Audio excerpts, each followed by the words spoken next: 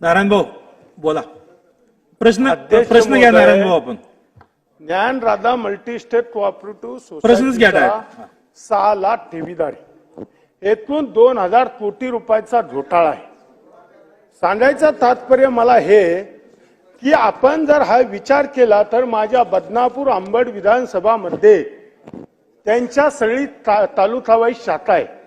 एका तालुक्यातले 100 150 कोटी रुपये ठेवीदाराचे तो भाजीपाला विकणाऱ्यापासून त्या संचालक मंडळाने घोटाळा केलाय.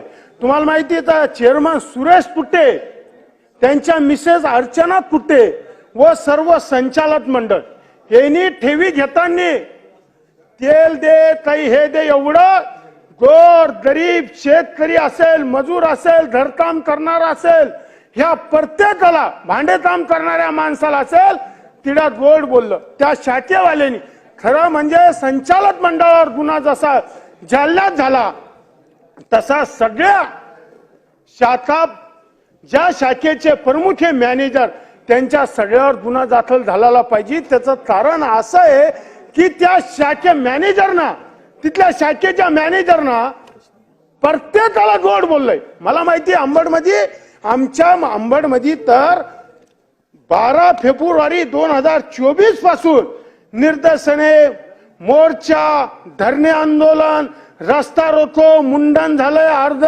नंतर आंदोलन झाले. प्रश्न घ्या नारायण भाऊ. प्रश्न घ्या ना. काही परिस्थिती सांगितली पाहिजे.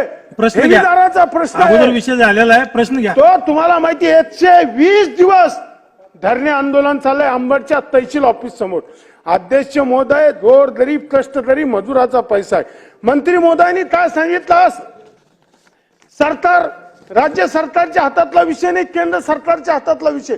मान्य आहे, पण मला सांगा तुम्ही राज्यातल्या जनतेचा पैसा आहे. सरकार यावर केंद्र सरकारकडे काही शिफारस करून यांचे पैसे ठेवीदाराचे मिळवून देण्यासाठी काय प्रयत्न करणार, नंबर 1.